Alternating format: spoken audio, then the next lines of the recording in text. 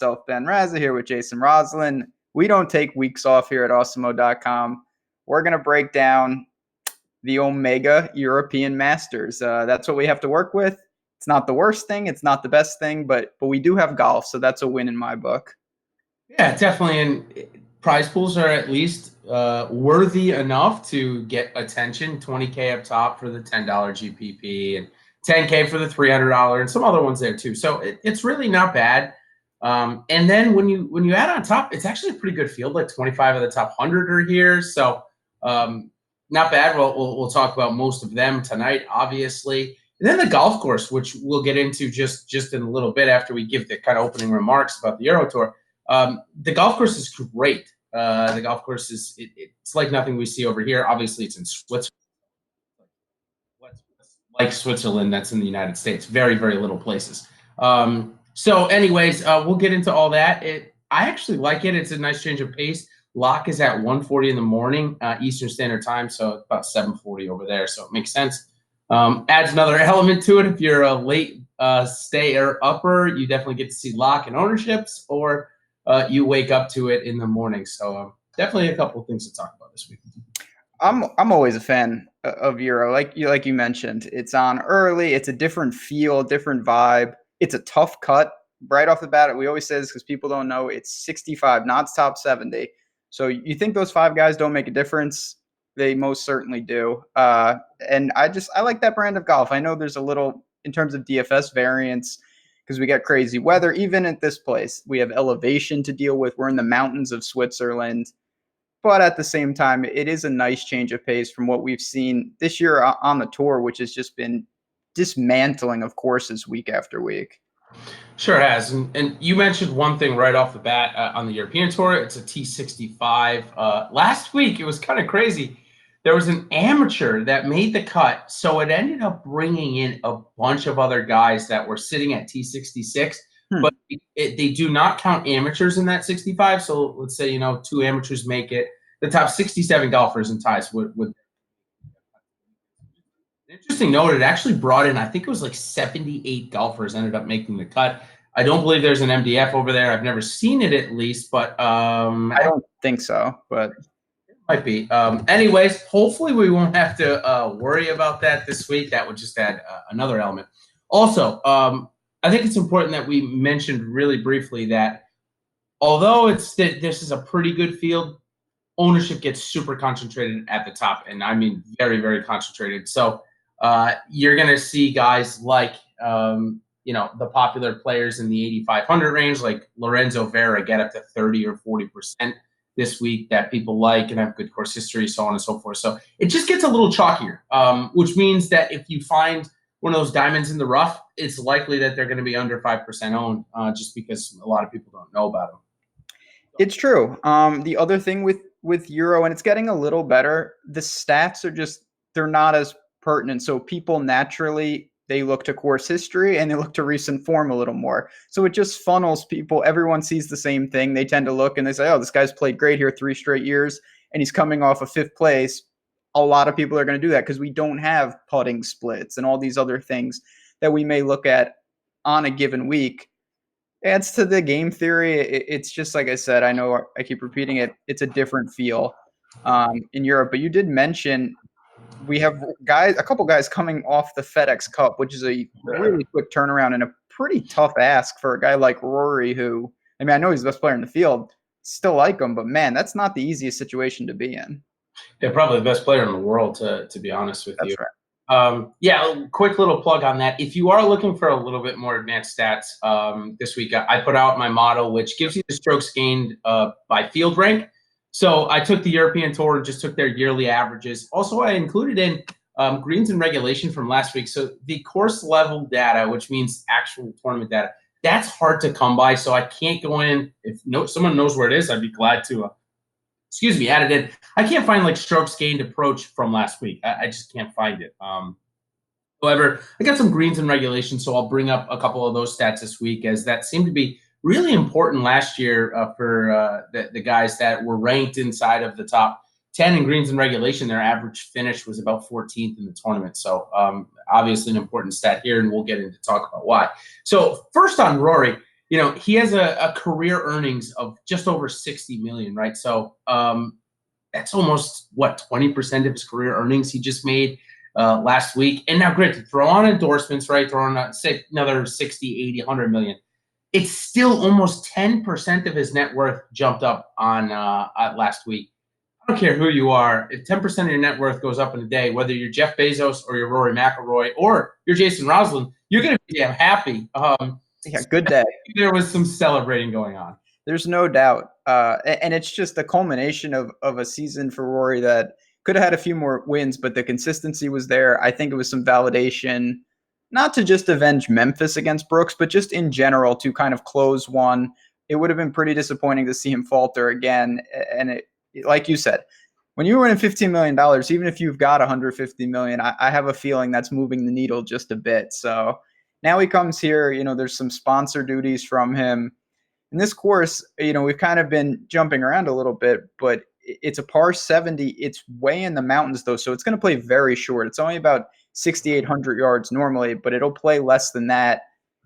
I don't think that driver is necessarily what you need to do here. It's more about what you mentioned, hitting these greens in regulation. Yeah, so 6,800 yards, and let's just say it's 10%, 5 to 10% for elevation. It's going to play like 6,200 yards. This is like my home course in Rhode Island that I'm going to go weekend. I mean, I used to shoot under par at it. I will say, though, the guys, they get to 17 under par, which for a par 70 is a good score. I mean, they do play well on this course. And what I like about it, it's the fairways aren't necessarily tight. What they are is undulating, so you have to pick a target. If you pick the wrong target, you legitimately could be 30 yards, not even in play, just with these elevation changes and how much they're undulating. What I do like, though, is it's a par 70 with 3 par 5s, so that's why you get the minus 17, 18, 20 scoring that we see. But it also has back-to-back drivable par 4s on the front side. But it's not just your rinky-dink, drive it up there, chip, and make birdie, although it could be. There's out of bounds on 7 that comes into play just right, and there's water left, I think, on 6, or something left of 6 where it really does present a risk-reward for the players, so that's always fun to watch. Obviously, driving distance comes into play on those 2 holes a little bit, and I saw you mentioned in one of your articles this week, if you haven't checked it out, Ben did a betting preview, and he did a regular thing. Talked about Ryan Fox. You want to just mention that just for a second? Sure. So him and Scott Henn, who are as pure of bombers as you're going to find, they've had some success here, and it just shows what I like about this course is even though it's short, obviously you don't have to pull driver, but you can. It's not like you can be aggressive. You mentioned the gettable par 4s, 3 par 5s, 5 par 3s, that unique feel to it. So there is opportunities, and it gives just different types of players a shot. Now, any course where Fitzy's won back-to-back, I think we can clearly say you don't need to be long. That's just a given. But, keeping with that Euro style, I like the risk reward. We see all the time over there. If you're off, you're going to make big numbers. There's no doubt about it. It's a very gettable course, but if you're spraying it, if you're all over the course, you're going to be in gigantic trouble. You'll be making monster numbers. Yeah, for sure. And it's what I like about this course too is Fitzy, you said he's won back-to-back years, but last year, second was Lucas Beauregard, who's known as one of the biggest bombers on the European Tour. So you got Fitzy, who, I can probably, pipe it out there 1 out of 10 times as far as Fitzy can. I am not even close to 0 out of 100 against Beauregard. So that's what I like about this golf course. It brings everybody into play. Aesthetically, it's also really nice. Coverage is great. Great coverage. Yeah. Have you had a chance to look at the weather? Not just the hours. The hours are great, but the commentary as well. It's just fantastic all around. I'm all about that. I have looked at the weather a bit, and it's Tuesday night. We got to see what's what. The weather changes drastically in the Swiss Alps. I'm no meteorologist, but they're calling for potential rain. It might be cold at times. The sun might peek through, and it'll be a lot warmer. And I think it just speaks to the unpredictability of this and how you have to just be able to adapt when you're over there. Most casual, DFS golf people, I feel like for the Open Championship, we talk about this a lot. The splits, the weather can change on a dime. On the Euro Tour, it's like that on most weeks, and this is no different. So I think we may see a little bit of everything. It may play soft at times, it may play firm at times, and that just speaks to being able to adapt. Yeah, again, like you said, it's way out. It doesn't look like wind is going to be an issue, No. at least on the front side. But rain will be an issue. Sometimes rain, as you just said, it could literally go in favor. If you're willing to battle the elements, you get softer greens. It's obvious. Rain makes them just a little bit softer. That's what it does.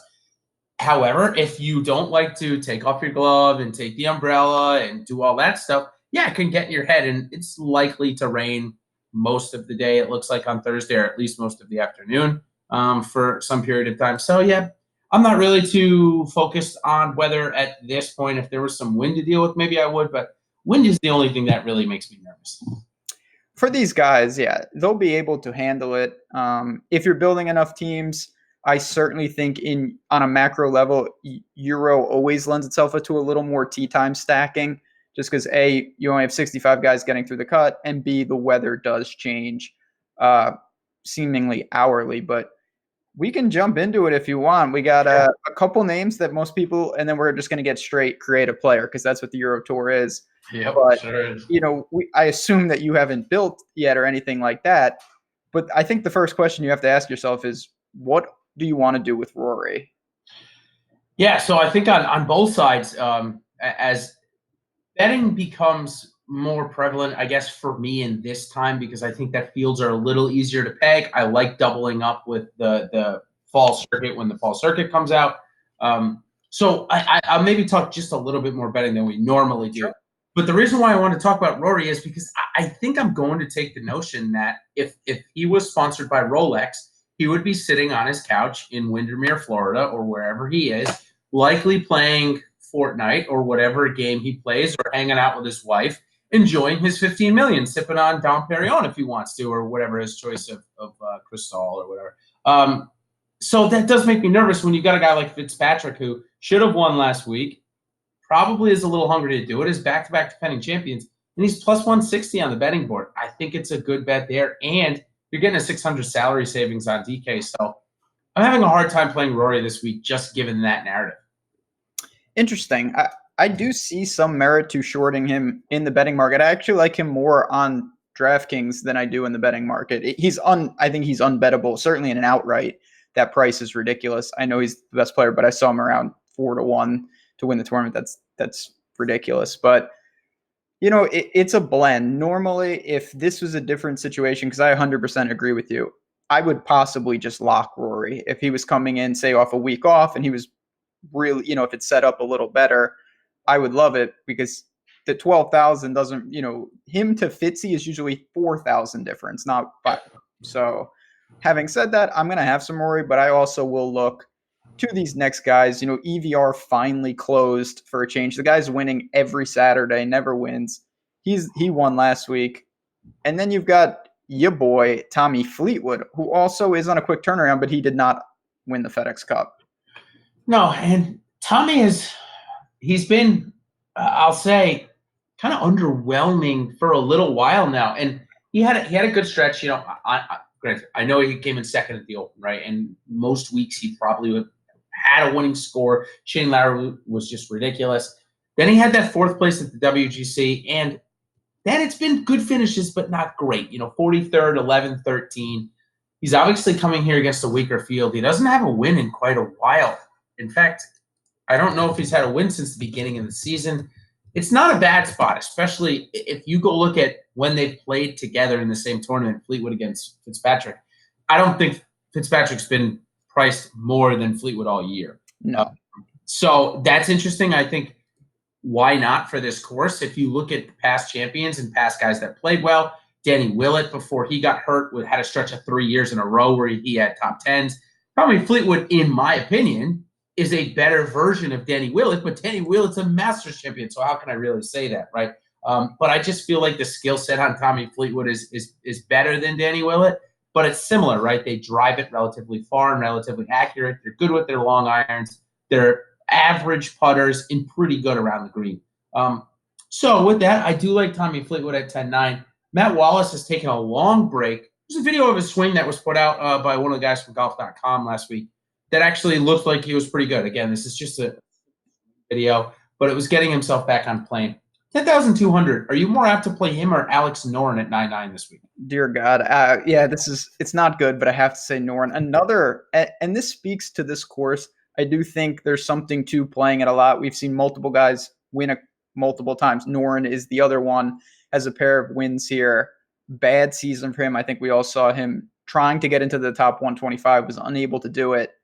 But this is a guy, and maybe there is some bias in here, but he's just a different guy in Europe. I know he went to Sweden last week and he was not great, but all his success when he was in the top 10 in the world rankings, that was all done from the heavy lifting he did over on this side of the pond. So I'm willing to go back to him. I think he likes this course. His game should translate. We've seen it with his results, but it's not just the results. It's just how he plays. I really do think sets up for what this course demands.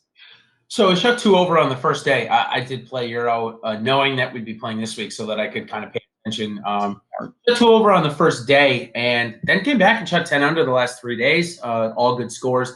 And hit 75% of his greens last week too. So obviously his iron game seems to be in play.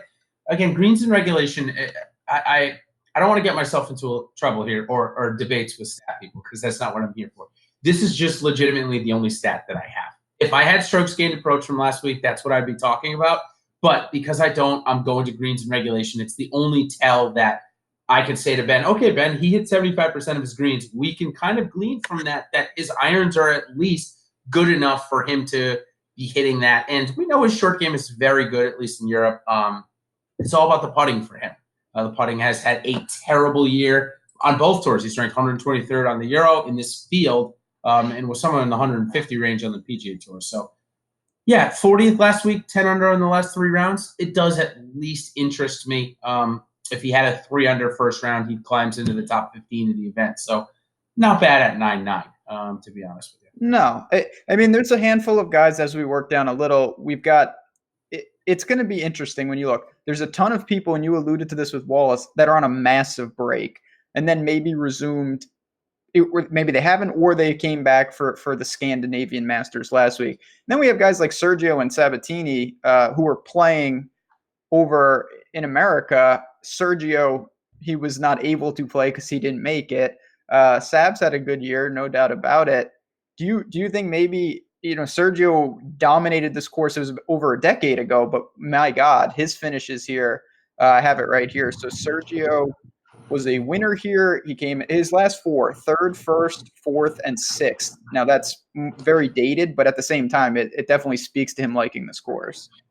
Yeah, 2015 was the last time we saw him Yep. here. Yeah, this I hate to say it, and I hate to sound like a broken record, but this is the type of course that you would want to play Sergio on, where bombers don't really excel. Guys that are putting the ball in the fairway most of the time, like Sergio is. Man, Sergio's iron game was so bad over that stretch on the PGA Tour. I played him in one, and it cost me a lot of money over Putnam. It's been the iron game, and that's what I'm a little nervous about coming to here this week. He's not. I mean, there's no doubt about it. He's not playing well. Ken going to a different type. We see this with the Open, where sometimes getting across, it's just different. It's a different type of golf. I think that can be a catalyst, but it's not an auto fix. It's not like, oh, I'm just awful and then I'll come to the Swiss Alps and be good. Don't work like that. Hopefully Sergio doesn't do anything super dangerous, like berate someone up there. But yeah, what do you make of that? I mean, do you think people are going to start to catch on to this and maybe really turn him villain? I just worry, more from a standpoint of rostering him. It's tough to wonder if your guy is about to fly off the handle after 6 holes or do something crazy. It seems like I'm not trying to play doctor, as I'm seemingly failing to do on the show all the time. He does seem a little more unhinged. I thought after the Masters, he turned a new page, but we've seen some really stupid things from Serge. Having said that, I do really think he's interesting in this spot. Sub 10K, if you go balanced, he can be your first man in. You could double up with a guy like Wiesberger, Bjerregaard. I don't think Thomas Pieters fits this course at all. I know he was fantastic 2 weeks ago, grabbed a win, but there are options if you want to omit the 10K plus guys. Yeah. The thing about Sergio is I know he's a new dad or relatively new dad, and I can totally sympathize with him and empathize for him about how that can change one's life and maybe make you a little bit more prone to Violence. yeah. Like I'm trying to use the appropriate word here. Like your temper is a lot easier to fly off the handle. Your patience level is a lot less with other people because you have to give it all to your child, right? Mhm. So it can work both ways. I'm just wondering though, like he makes millions of dollars. They have nannies, so it shouldn't be that. But it seems like he's angry all the time on the golf course. So yeah, I would rather play Rory Sabatini, who's been really good. 9-4. Again, it seems like a course that should set up well for him. It's been a while since he's missed a cut, all the way back in July. Obviously, he's been playing most of his golf over here, so we're not going to have too much data on him on the European Tour. But it's got to be close to his home over in Slovakia. Yeah, his new digs.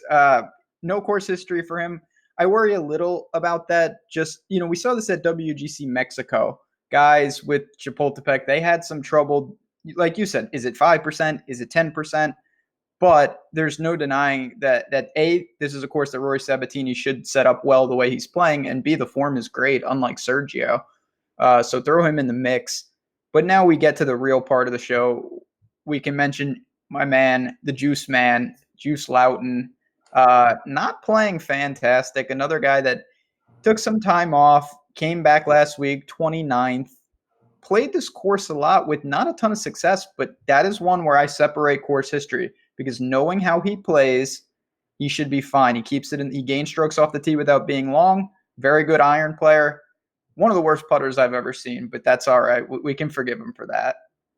142nd in the field in putting. However, 80% of his greens last week, which ranks 5th in the field that's playing.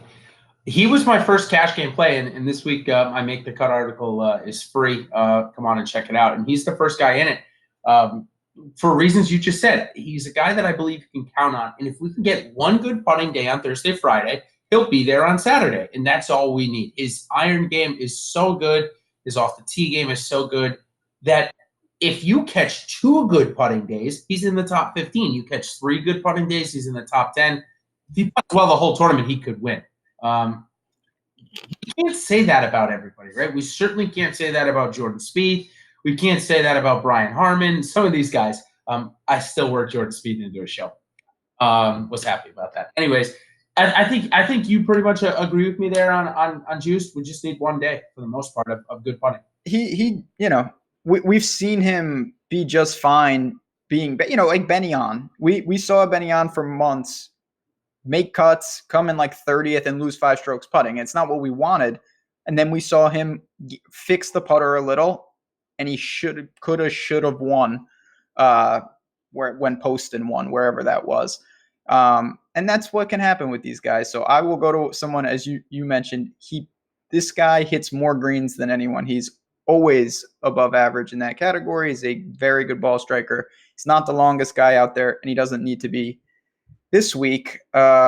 He's an interesting price range, though. You mentioned Lorenzo Vera. Andrea Pavon is right there. Pavon, whatever this dude's name is. Sullivan, Gavin Green, Detry, Beef, who I do want to talk about. Is there anyone else kind of in this tier that stood out to you? Yeah, so Gavin Green stuck out to me, but I'll talk about Pavon for a second. Pavon was really chalky last week. Ended up blowing up on day 1, but shot 5 under on day 2, made the cut, ended up coming in. I think he came in the top 10 or top 15. Yeah, it came in 16th, so top 20. Likely he's going to be popular again, but with that bad round on Thursday, I feel that we're close to a miscut. I know the form is pretty good. I'd much rather play Used, which I think I've seen up there a little bit more. I'd rather go down to Gavin Green, who Green's been scoring really well. And his worst part of the game this year, ranked 116th in the field, is approaches, but seemed to find that last week. 75% of his greens, ranking 19th, so really not bad there. Very good off the tee as well, so string of a couple of good cuts. Has a 12th year last year. Seems like a good course fit for Gavin Green, who's not like an overly long driver, but gets it from hitting it 300 and somewhat in the fairway. So I like Gavin Green. Then Thomas Dietrich, who you and I have talked about a couple of times when we've done Euro. This guy, he is a fantastic putter and iron player. What's wrong with his off the tee this year? Can he not find the fairway at all? Because it's a long. I don't know, and maybe I'm wrong about this. I feel like that's really regressed. That was not how I pictured him when he first kind of started coming up. Yeah, he was always not the most accurate guy out there, but it's just a pure leak right now in the game. He's just hanging out with Thomas Peters too much. Let's be honest. These Belgian Cole Sarts poisoned both of them. It's just out of control. They all can't keep it in play. I'm a fan of all of them, but man, he's got to fix that because the rest of the game, the talent is through the roof. Not a good course for him if he can't do it. And we see that with 2 straight missed cuts here. I want to talk a little bit about Beef, who I mentioned him. And as you said before, I did do a betting preview this week. So if you're looking to dabble in that, go check that out. And he's in there. I think he makes a very good boom bust play. Not someone who probably made your, make the cut type article. But if you're looking for some home run, take a stab, I think it could be him. He was on fire at the Scottish Open. Then we saw him respond with a massive weekend last week, came in 10th. He's got a 3rd place here, can handle any conditions weather-wise. The game's not clicking in full capacity, but at the same time, we are seeing that he's grabbing you finishing points in bunches when he gets it dialed in. Yeah, I absolutely love him for after Fitzpatrick or Fleetwood or McIlroy or Wallace. If you're using that build in a GPP, I think it's great. I think he is. I like Dietrich in a cash game setting only because of his form right now. He's hitting, he hit 80% of his greens last week. If he hits 80% of his greens, he's too good of a putter to miss the cut. And he's made, I think, 4 straight cuts. Even though Dietrich has not been able to find the fairway here, that happens again. I could be shooting myself in the foot. However, I'll use Johnston in a GPP format because I think he's got more upside with how he's playing right now. Driving accuracy is much better. Obviously, like you said, he's coming in off of some really good form recently. So, yeah, I do like Johnston definitely more so than Benz and Houghton. And then I think it gets interesting with our next 3 guys, who most people probably heard of: Alexander Bajork, Troy Merritt, who's over here playing. Seems like a guy that would travel to Switzerland to play, to be completely honest with you. But he just seems like that type of guy that would be like, yeah, sure, I'll come play. And then Robert McIntyre out of Scotland. I think those 3 make a really interesting points for kind of that 3rd guy in the lineup. Any of those 3 stick out to you, or are you playing one over the other? It is interesting. So someone like Troy Merritt, he throws similar to Sabatini. He throws, I don't want to say a monkey wrench into it, but he's not going to have course history. Yep. And it's always a question that I toss: what would he be perceived if he played on the European Tour? There's always that debate of, is it better to be one of the, in the thick of it more often in Europe, or grinding to make some cuts on the PGA Tour? He's played a lot recently, and he's had I don't want to say a great year, but we've seen some pretty good finishes. He had a 2nd in there, another top 10 going back. For all intents and purposes, probably his best year we've seen out of Merritt in the last 5 years. I think so. I think it's more than fair to say. So now he comes here, and it's just an awkward to say, where does he really fall in terms of pricing? Is he wildly overpriced? Is he wildly underpriced compared to these guys? Alexander Bjork is a guy that I'm just a fan of. It's a macro buy. He's not another player. He's a phenomenal short game. He needs to sort out the rest. Played 2 straight weeks, uneventful, 23rd and 20th. But this is a course that should suit him, and I like him over Merritt. But I see the merit in playing Merritt. Can I say that without being just banned from society? I have no problem taking a stab with him. Yeah. So as you said, Bjork, good short game, pretty good iron, 75% last week. I actually like Troy Merritt. I think the reason why he's coming over to play here, maybe he's sponsored by Omega, or I really have no idea why or how he even got into this field, likely a sponsor invite. But I actually think it could be a pretty good setup for him. We know that Merritt's game is not length, right? We know it's more of the accuracy.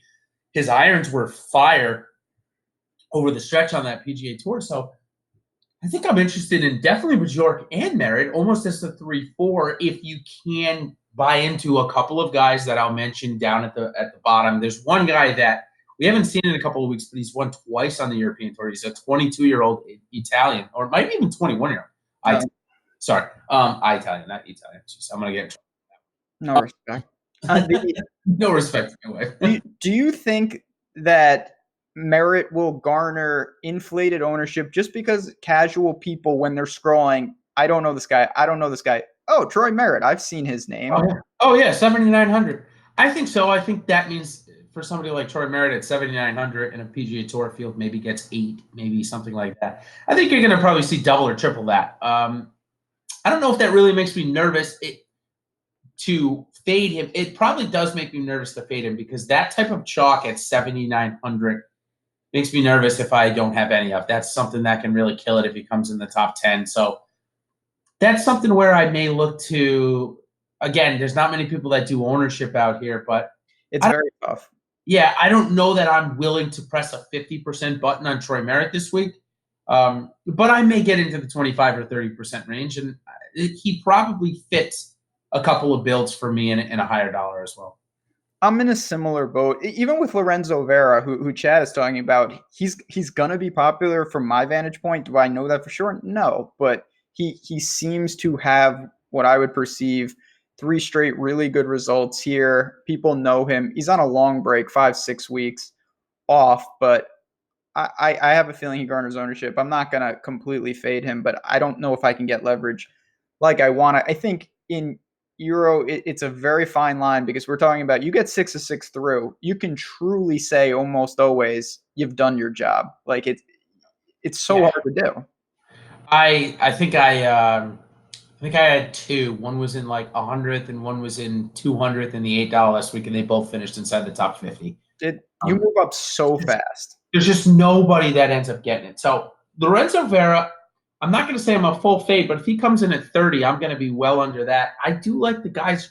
We talked about you, so we don't need to talk about him, but I do like Gavin Green, who I talked about, and Andy Sullivan, who was brought up in our Slack before. He's the type of guy that we've seen a couple of times. We've seen be on the Millionaire Maker for the Open Championship. He's on a decent run. Came in 20th last week, hitting just about 70% of his greens. I don't love it. 30th and a couple of missed cuts in the last 5 years. Do you have a take on Andy, or would you rather play Troy Merritt, some of these Johnston, some of these other guys we talked about? I think he's probably on the back. If I have enough teams, maybe he finds a couple, but not a priority. I tried to play him at the Open. That was a huge mistake. That's neither here nor there. He's not someone I have a firm stance on it. If you told me you wanted to play him, I would say I get it. Fire him up. He's a quality player. He makes a lot of cuts. And if you said that you're not there, I wouldn't say, man, you're really missing out. No real feel. I think for me, the next range as we work down is where I'm starting to get, I have a feeling, a little more leverage and make a little stand. And that's because Matthias Schwab is in the field. And when he is in the field, I just play him. And then it's questionable what happens. But that is my strategy once again. Yeah, so where did the affection come from here? I need to know a little backstory. I don't know if, you know me, it's all random. It happens. Yeah. Just a guy that for whatever reason, when I was digging through some stats, he kind of just was showing up. I've done some reading on him. I've seen him play now a decent amount. I think he's phenomenal. I think he's going to be a real force coming up. A couple of weeks ago, again, knocking on the door, 5th place finish. 2 weeks ago, he didn't play last week. Only played at this course twice, has done nothing. But he's an Austrian guy that I think is getting better each week we see him. So 7,700, I will be looking there. But you have options. Alexander Leve, your boy Adri Arnas, who last time we did a Europe show was like 70% owned, and then he was just awful, killed me and everyone else. Jordan L. Smith is there. What do you say about this high 7s range? So the one tidbit that we said last week, I'm not trying to toot my own horn here or anything like that. I did say that Arnaus struggles coming off of big finishes. He's done it twice now. Now that was his 3rd time. Just total blow-ups, though. I'm not even like, he's trying to scratch to make the cut. No. Thursday is like a 7 over in the last place round. Now that's out of the system. It didn't look, it looked better on Friday. He shot under par. I'm more apt to go to him at this price range of 7,600, where I'm not going to get absolutely smashed if he misses the cut. I'm also not going to go like that. So Schwab, just for purchase, hit about 74% of his greens that week, putted pretty good. So definitely interested. Schwab, guy that I got to ask you about, who I can't believe when I saw this stat last week how bad it was. Julian Surrey has now missed back-to-back cuts. But last week, he hit 42% of his greens. So obviously, it's his irons. Now, when we go back to the Czech Masters, where he also missed the cut, that I'll check his, see if it really is his irons, because this will probably give us a good tell. Surrey's, it's interesting. I want to hear this because while you're finding that, Ross Fisher is right next to him, who is also on a god-awful streak. Now, his problems, he is in the Kokrak school of chipping, which is not a good school, not accredited, that's for sure. Just if he misses the green, it's over. So I don't know. He needs to shore that up because he's a damn good ball striker. But when you can't chip at all, it's a death sentence. So, yeah, it definitely, especially on the Euro Tour. So Surrey missed the cut on the number at the Czech Masters, hitting 70% of his greens. So I don't know if maybe he just knew he wasn't going to make and just totally gave up last week. But 42% is definitely a number that's very, very alarming. It's legitimately last of all the entire guys that played in the field last week. I took even the guys that missed the cut because he was one of them and took their stats. So very alarming there. I think maybe I would look. I'm going to take a backseat on Surrey, even though the price is right and we know that he's got a chance to win every time he tees it up on the Euro Tour. But I think I'm going to maybe look to him in these showdown formats if we get any decent prize pools. But, yeah, I'm really nervous to play him. How about you? Are you getting there, or is the two missed cuts and the irons scaring you? I'm pretty scared. I'm not going to lie. I'm a Surrey fan. Talented guy. We've seen him certainly play some really good golf in spurts. But, man, and this is where this field is very difficult because you have a lot of guys that only have – most guys, basically, they either have 0 results for like the past 6 weeks, or they just have 2 results the last 2 weeks, the Czech Masters and the Scandinavian Masters.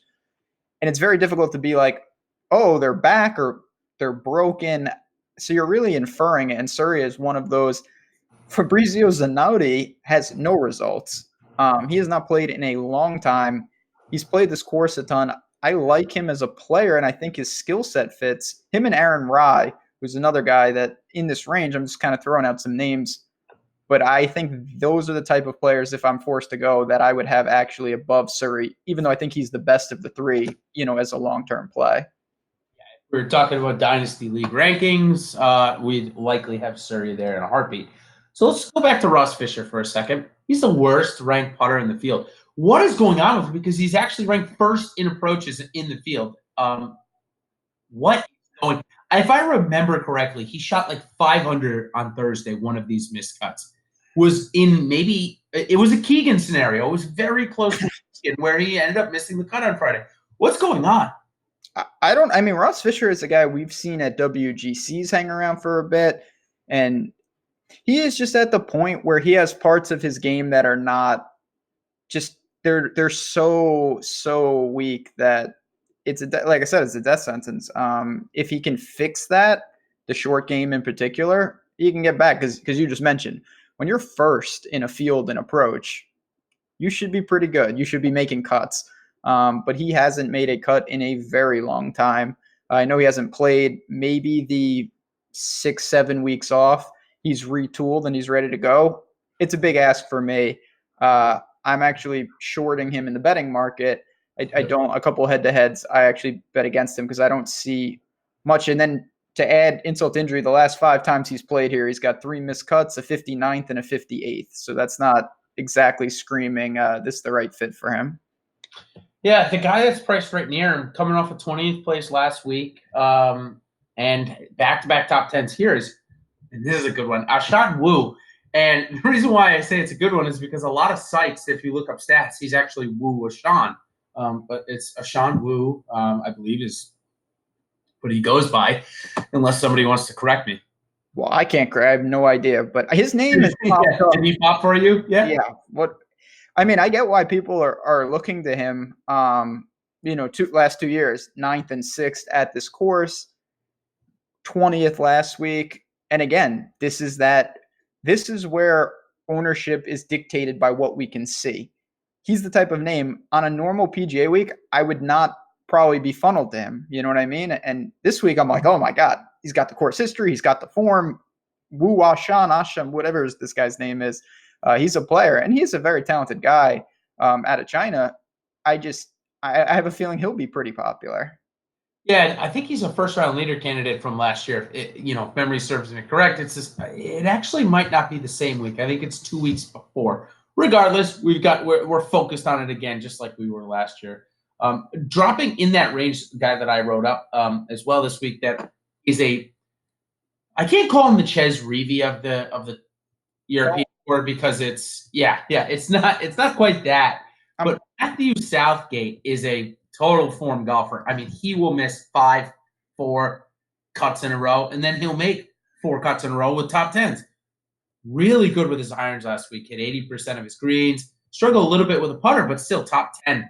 7,500 back-to-back cuts made. He's on one of those streaks where it looks like, stay on the train until the train gets derailed. I'm in on Matt Southgate at 7,500. I am too. You mentioned kind of what needs to be said on him, and I totally agree. Playing well, talented guy, been through some stuff, seems to be healthy, and certainly hope he is. I forgot bringing up Ches Reavie ruining the slate last week.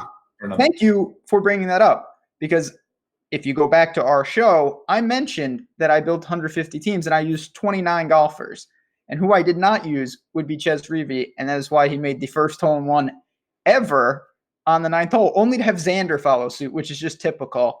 That sums it up of what this show provides you. Very disturbing situation. You literally can't make that up. I mean, no, you can't. I knew Rory was going to win too. Did it help me? No. We didn't have Ches because you didn't have Ches. It's unbelievable. I didn't have Ches either. I just didn't see him playing, and he comes up, throws a hole-in-one. It doesn't even matter the rest of the week. That is 13 points in one swing on a week where most guys are scoring 60 and 80, 65. I mean, it's brutal. It was brutal. But anyways, that's our little couple-minute rant. We didn't go over. Yeah. We're back. All right. We're back. Yeah, we're back. So Jordan Smith, another bad, terrible putter. Pretty good tee to green, though. Does he interest you this week in that range? A little bit.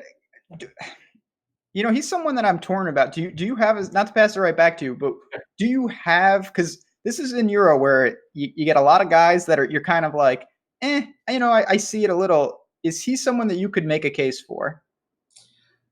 Is ranked first in greens and regulation on the tour. Like, that's probably the only case. I'd rather go down to Victor Perez, who has had a great year. Another pretty good finish last week. I think he came in 10th, if I'm not mistaken. I played him. He was at 7,300. So I think I like Victor Perez a little bit more. And there's a couple of other guys down there, I think I would rather play than Jordan Smith, although I know he's gotten popular with a couple of gamers out there. One guy I know that liked him a lot, a shark out there. I don't know if he plays him much anymore. But yeah, he was definitely liked in the community by some. Is that me? We good? You still have me? Yeah. Okay. Yeah, I'm here. Okay. What about Ramon Langosque? I probably screwed that one up. 7th place finish here a couple of years ago, but coming off a missed cut. I don't love it, but I've seen him written up 2 other places, so I thought I'd bring it up with you. That's a guy that you bring him up more than I do, and he shows talented dude. Was playing pretty well. 10th last week. I don't know though. This is where really, we're in the low 7s. You're gonna need someone here. You're gonna have to take a stab. You're not gonna feel good. I can pretty much guarantee that. Paul Dunn, who's playing just bad, and his course history is bad. That's a name though, and that's really what you're gonna be balancing. You're gonna have guys that, in my opinion, have the name recognition, maybe some starts on the PGA Tour, or you're gonna have guys that are very unknown, kind of like Roman Langosque, that have shown some things, whether it's just in Scandinavia and the Czech Republic, or if it's more a body of work in Switzerland over the last couple of years at this course. So I looked at them. There are a couple guys in the 6s, though, that I definitely want to get to. I have one name that I think it's one of your guys that I really like this week. Yes. Before we get to him, I gotta talk about this one guy. I can't wait to hear this.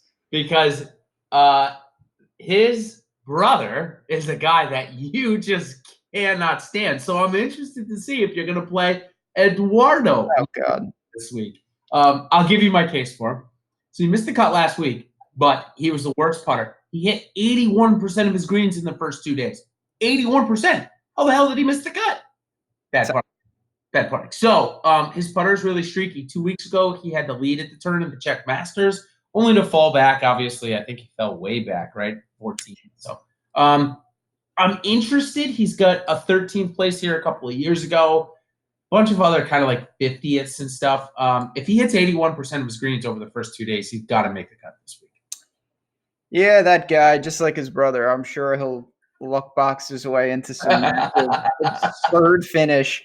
He was supposed to be, I mean, not that we need to get into this, but like he was a great Molinari. He is playing very well though. He, if we go back, I know he had a long break in there, but made 6 straight cuts. You did mention some of the course history, seen this course a lot, which I do think is important. So at 7,300, I think for me, he's more in the Juice Loughton kind of safety bucket where I feel pretty confident he plays the weekend, and I'll use him as such.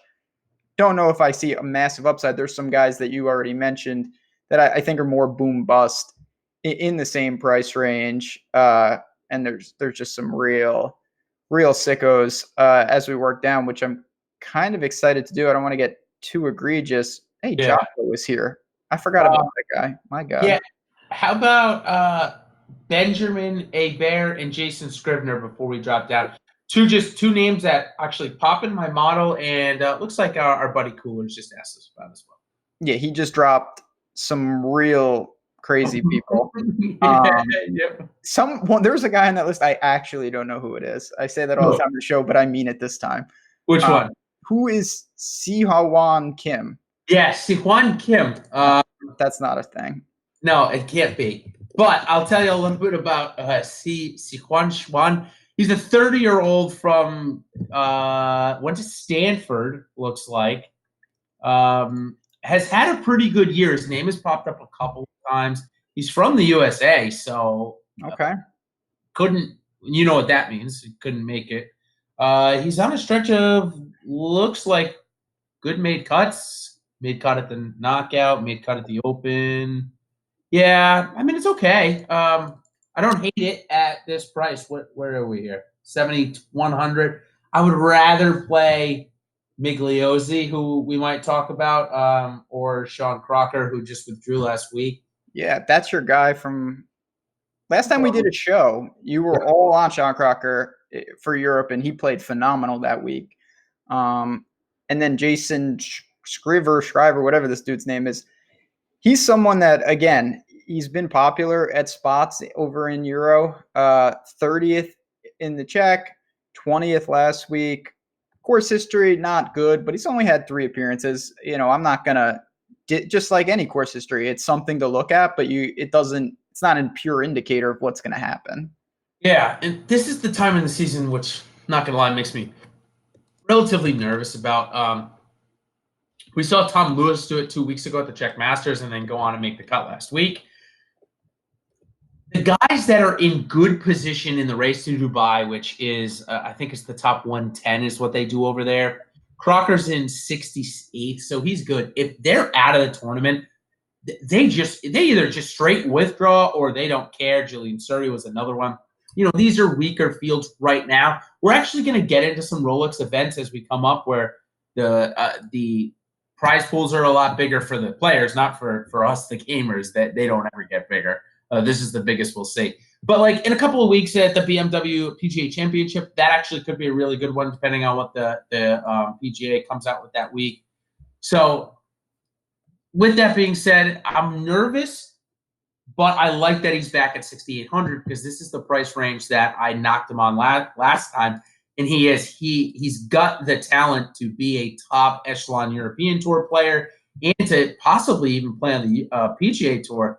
It just hasn't manifested, and the inconsistency scares me, but not for 6,800. it doesn't that much. I don't have him in a big dollar, but that's because I didn't need to drop down. Oh, fair enough. I want to bring up, and I don't, like I said, I don't know if this is your guy, but it's someone we've seen, and I think he has some pedigree behind him, and it's same price range. It's Sam Horsfield.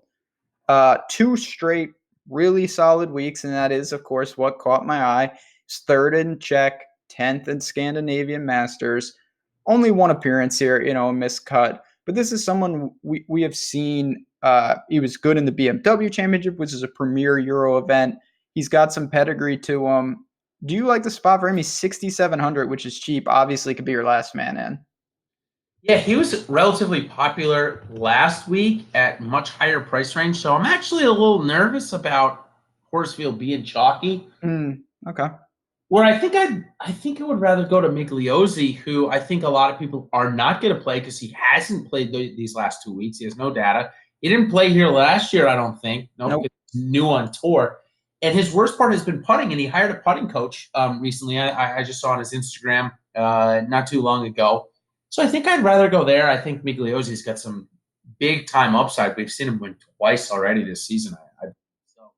I think I'm going to dive into Migliozzi at 6,800 before I go to Horsfield, who I think is going to be chalky, and maybe the driving accuracy will get to him this week. He's 90th on tour, so maybe that'll get to him this week. Fair enough. Before we bounce on out, is there anyone lower, in terms, because Euro, there's more, I think on the whole, there's more playable guys towards actually flat 6 than we do in the PGA, where I think a lot of times that's more of just a formality than actual playable people. Okay, so I got the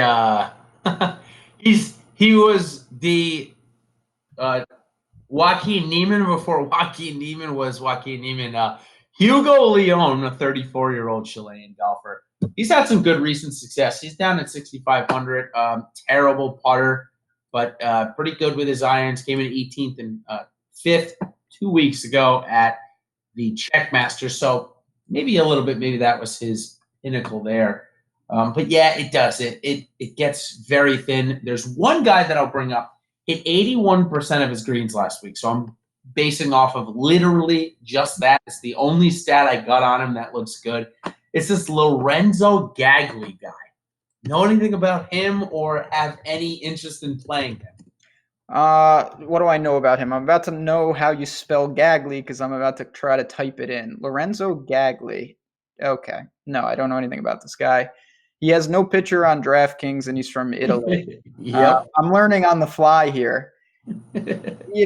At that point, and we talk about this on the show, and we're not breaking any news. If you play Lorenzo Gagli, what are the benefits? He's not going to be popular, and if he makes the cut, he's going to return value because it's all you're asking. Exactly. And that's where I hope, 6,400, there's not a lot down here. I mean, I don't think Thomas Bjorn, even though he's won twice, is the answer. Tani Hara is a guy that I like him. It seems his best days, unfortunately, behind him. But he's, you've got in the match play, made a deep run there. He's had some history here. But all in all, sub 6,500, you're getting what you're paying for. It's really spotty course history and pretty bad recent form. Yeah, I mean, you really are. These creative players here. So many. Let me just look up this one guy because I have never heard of this guy, and it must be on other tours. However, we saw this guy 2 weeks ago at the Czech Masters, JC Ritchie, right? I don't know if he rings a bell to you. Oh yeah, he's ringing all the bells. That's for sure. He was playing on the Challenge Tour, whatever that Challenge Tour is. Yeah, their version of kind of the Webb Corn Ferry. Yep. Yeah. What is this? Oh, Professional Golfers Tour, maybe the PGT. Anyways, this guy Benjamin Rouge. Okay. Oh, yeah. New guy. Okay. You like this one? He's from Switzerland, and he's been playing on the Challenge Tour. Looks like at the Swiss Challenge Tour a couple weeks ago, he came in 25th.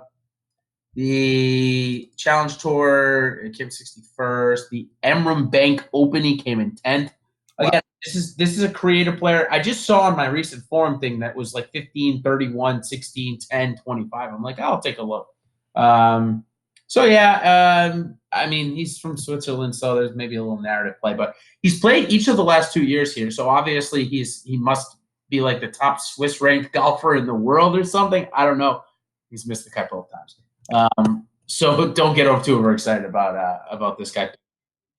And that's similar to what we see on the PGA Tour. I'm just trying to relate it for what we're more used to. Every so often we see, someone get in on a sponsor and more often than not, it's a big step up in competition for this guy. He's playing well, but you're balancing now he's playing, against not just Rory, but there's some top end talent in this field. But again, he's super low owned and he's super cheap. Anyway. Okay, yeah, one more. Sure. Chat's like, so why not? 4 out of his last 5 cuts here, so I kind of have a parameter of like guys that I know nothing about and their stats look terrible. I look at the course history and I look at the recent form, but the recent form, I want him to make one of the last 2 cuts. So Romain Waddle, 14th 2 weeks ago at the Czech Masters, checks in at 6,500, made 4 of the last 5 cuts here, 43rd, 65th, 41st, 9th. So if he makes the cut and comes in 40th, he could win you a GPP just like that. That's how Euro works. Even in the $10, which has the most entries this week, you could still win it with a guy that comes in 40th. It plays very similar to a club twirl would for the PGA Tour. The type of winners that you can see are the type of breakout in your lineup, I should say.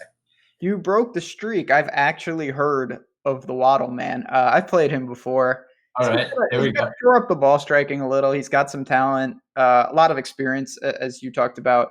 He's seen this course, and the altitude to me is I would really prefer. Obviously, I prefer my guys to play well here, but if not, I would rather have them have 6, 7 starts here with middling results than nothing. Someone like Sabatini, he's playing so well and he's a good player. That's different. But if I'm going to take a pure flyer, I would really prefer they at least have seen the course. I think that is important. But chat, good stuff tonight. Thanks for hanging out with us on a little Euro flavor. I mean, this whole show was one giant hot take. Do we give a separate hot take for the people? Yeah, let's do it. Let's do it. Does your boy three-peat? And I'm going to go with yes, though. It's one of the hardest things to do in professional golf is to three-peat. But I think that Matt Fitzpatrick's form is just too good. I think he's playing really good right now, like top 15 golf in the world good right now. So I'm not going to fade him. I'm going to play him.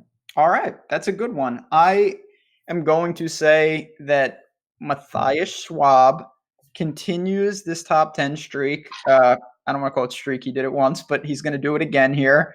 And I think he sets up well. He's someone that's going to have some growing pains. So obviously don't be locking him. I strongly wouldn't recommend that, but he's got some talent.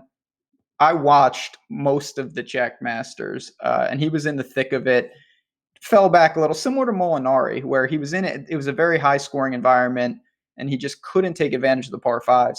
He needs to do that here because he has 3 of them, but I'm going to say that he finds that top 10, puts in another solid week to end 2019 here. But the schedule's a little crazy. Obviously, we don't have a show tomorrow, but me and Jason both, he has a ton of really, as we mentioned, his model.